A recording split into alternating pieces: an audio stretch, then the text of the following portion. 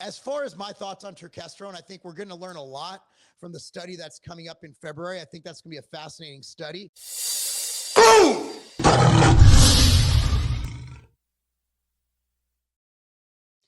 Boom! What's up, everyone? Marc Lobliner, TigerFitness.com, man. I wanted to talk about turkesterone. So there was a big thing, right? More plates, more dates. Greg Doucette. Whose turkesterone is better? So we're going to look at the data. We're going to also talk about an exciting new study that should be coming out, and we could talk about it mid-February, which might just be on one of the turkesterones in question right now. So with that being said, let's dive into the data. Now, I want to share this wonderful new study that was just done. I believe it was University of Baylor, but we'll look at this right now. And this study is called The Effects of Multiple Acute Turkesterone Doses on Indirect Measures of Hypertrophy and Metabolic Measures, a Preliminary Investigation. Now, let me just go into what preliminary investigation means. Essentially, it is a study that will open the door to more studies. Now, I do know of the source. The source is from a reputable source. It's not from they didn't find it on the street, but it was sourced from a reputable source domestically, which was tested both qualitatively and quantitatively, which means they made sure it was turkesterone, and then they tested it that it met label claim so that all the milligrams are there. We could also go into the source of turkesterone and if it matters, and my opinion on this, but I want to emphasize, I am not taking sides on this. I'm not saying turkesterone does or does not work. We are simply going to go over the data, and I will do my best to, get it out there for you so you can make the best decision on what supplements you can take that work best for you. So this is a preliminary investigation. It was titled The Effects of Multiple Acute Turkesterone Doses on Indirect Measures of Hypertrophy and Metabolic Measures. Now, it was conducted by Dylan R. Harris and colleagues, and it was published in the journal Muscles in October of 2024. It aimed to assess the impact of turkesterone, which is a naturally occurring plant steroid, on IGF, or insulin-1 growth factor, and resting metabolic rate, also known as RMR.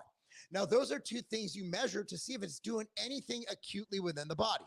So the participants it was a small study, and there's a good reason for that. One is to avoid taking funding from companies that actually have the product. You basically have to keep costs down. The more participants, the more it will cost. So they averaged 23.3 years of age. They were healthy males, 11 of them. And the procedure was each participant ingested turkesterone, and measurements were taken at baseline, 3 hours post-injection, and 25 hours post-ingestion. So 3 hours and 24 hours.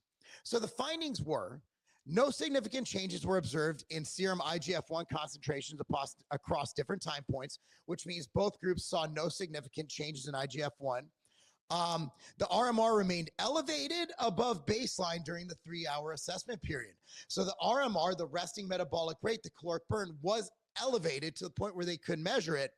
Lipid and carbohydrate metabolism, which can show if the body's churning through things, right? No significant alterations were detected in lipid and carbohydrate metabolism. So the conclusion was pretty simple. The study did not find substantial evidence to support turkesterone as a potent anabolic supplement. However, it provides a foundation for future research to explore turkesterone's potential ergogenic effects and its safety profile. The authors even went on to say, hey, we should do more studies. So just to go over this, to go over the key findings. One is, let's go over this. Let's just make sure we get the point across. There was no significant change in IGF-1. Turkesterone, this is what the study suggests, does not directly enhance anabolic pathways through IGF-1 in the short term. Resting metabolic rate. It was slightly elevated 3 hours post-ingestion, which means, hey, the turkesterone is doing something. Whether it's enough to mean anything, I don't know. But as I say with testosterone boost, it's about an increase over time. Maybe it is providing a buildup effect where in a month or 2 months, you get a lot of these I like to call micro gains that will lead to actual measurable gains. Again, we are just going over the data. I don't know. We need more studies. No changes in lipid or carbohydrate metabolism. So that means that fat and carbohydrate, the way your body metabolizes them, it really did nothing. It really did nothing. So here's the importance of this study It only assessed short-term effects, so acute effects. Muscle growth is a long-term process, and this research did not evaluate the impact of turkesterone over weeks or months in combination with resistance training. That's the study I would like to see. The author suggests that future research is needed for turkesterone as a potential effect on muscle growth during longer-term use in training programs. But based on this study alone, turkesterone does not appear to have direct measurable effects on muscle gain in the short term. So here's the studies. Now, I went and I compiled all of the studies that I could find on turkesterone, every single one. Okay, so I did the dirty work so you don't have to. So let me go ahead and put my full beautiful face on this screen. So let's talk about it. Let's talk about the studies. The most recent study up till this one was done in 2024 by Jose Antonio et al., who is also the CEO of the International Society of Sport Nutrition. It was a 4-week study, and 31 active males and females were administered 500 milligrams of turkesterone daily. The results indicated no significant change in body mass, lean body mass, fat mass, or body fat percentage between the turkesterone and placebo groups. I spoke to Greg about it, and Greg's retort was that the source matters. And we'll get into that a little bit later. Again, I am not making any claims. I'm just reading data, being as impartial as possible. Me on turkesterone, my personal opinion, just to let the rabbit out of the hat, I personally would not invest in turkesterone, but I know a lot of people who have gotten great anecdotal results on it. So, yeah, I mean, for some people, based on anecdata, it does do something. So in 2024, there was the one we just read, basically, which is Dylan R. Harris one. So those are the 2 human studies. Now we got animal and in vitro studies, which are actually quite amazing. These make me pause and think, if these are even replicated in a small percentage, let's say 10 to 20% of what it did in animal and in vitro, we might be onto something. So Serov et al. In 1976, it reported that turkesterone exhibited pronounced anabolic activity in rats, leading to significant increase in muscle mass and total protein content. Another study in 2008 by Gorlick-Feldman et al. Demonstrated that phytoectosteroids, including turkesterone, increased protein synthesis in skeletal muscles. Protein synthesis increase is a great thing. Again, we're looking at in vitro and rats. In vitro is in a lab. It's in a petri dish. So take that for what it's worth. But I do like those studies. I do like that data. I am not anti-rat data. I am not anti-in vitro data. But our long-term goal should be to replicate that in humans. I think we can all agree on that one, right? The conclusion, based on these 2 things, these studies that we've talked about, they do not provide substantial evidence supporting turkesterone's effectiveness in promoting muscle growth. While some animal and in vitro studies suggest potential anabolic effects, the findings have not been consistently replicated in human trials. Further rigorous long-term human studies are necessary to conclusively determine if testosterone is effective and safe as a muscle-building supplement. So here's the thing. Where you get the turkesterone, what the source is. We'll talk about this because this is Greg Doucette's main argument for turkesterone. I think it's a damn good one, but I also want to parallel it with some other data and just anecdata on source and all that. So standardization issues. Not all supplements labeled as turkesterone contain clinically significant amounts of the active ingredient. Some may have lower concentrations or none at all. That's a quality control issue, and it is on the onus of the makers of turkesterone to show quantitative lab results that these things actually have turkesterone in it, which I believe they were tested. It showed ectosterone in them, if I'm not mistaken. And we'll go into ectosterone as well. Nonetheless, I see them as equally ineffective, in my opinion. Your pre-workout is not doing its job. Let me explain. Most pre-workouts just have one form of caffeine, which spikes you and drops you. What you want is 2 forms of caffeine, one to get you up and one to keep you up. And that's what we do with MTS Nutrition Ruckus. We have VitaSure and caffeine anhydrous, which makes sure that you get that immediate burst of energy that carries you throughout your workout. Also, the pump ingredients are just trash. What we use is something called NO3T betaine nitrate. Betaine is known for strength and power, and it goes and it combines with that nitrate to provide the pump you've been wanting. MTS Nutrition Ruckus is available now at tigerfitness.com. But again, the anecdata, my thoughts, and I'll go over my personal experience with these. My thoughts are different. Adulteration, some products might be spiked with other compounds like steroids to mimic the effects that you're supposed to get from turkesterone. So if I'm selling a turkesterone and I lace it with like 2 mgs of D-bol, yeah, it's going to work, bro. It won't work as well as 10 milligrams of D-bol, but D-bol will work at a low dose. And that's something you'd expect from supplements, right? So here's another thing, the extraction process. High quality turkesterone is extracted using advanced methods like performance liquid chromatography, which is HPLC, to ensure purity and potency. Again, the extraction method does matter. Poor quality extraction processes can leave impurities or fail to isolate effective doses. Source of the plant. So the Ajuga turkestanica, this is found in Central Asia like Uzbekistan, where Greg Doucette is importing 20 keys, whatever his thing is now. It's kind of hilarious, actually.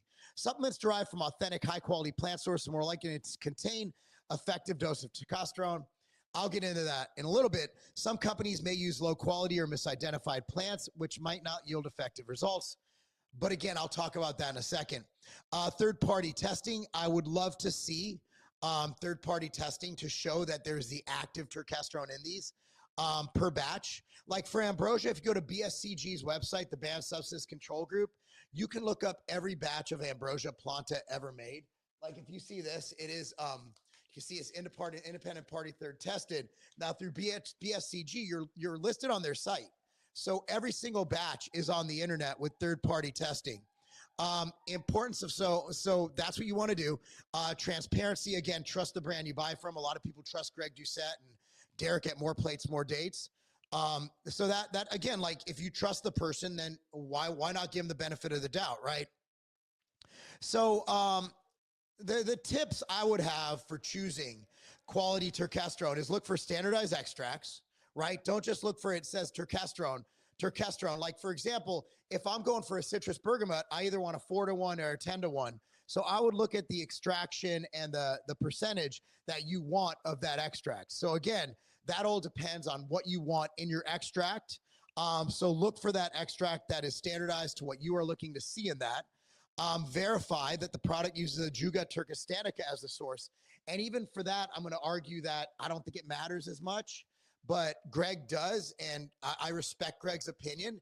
And I'm sure he has his reasons. And again, a lot of people have said that they've gotten great results off that product, which is why I'm like, I'm not going to poo-poo on it, because if 1 million people get results from something, placebo is strong, but that's a strong ass placebo. I don't know if it's 1 million. Let's say 1,000. It's still a lot of people. Ensure the brand uses third-party testing and shares the results, like ambrosia with the PSCG. Again, I can link that if you want. You can DM me. It's easy to find. Put up ambrosia planta BSCG on Google. It should pop up. Choose brands with reputation for transparency and high quality control practices. So back in 2007, I had a product called Anagen from Civation. If you guys didn't know, I started Civation in 2004 and sold it in 2011. It is now currently owned by the brand that owns Cellucor.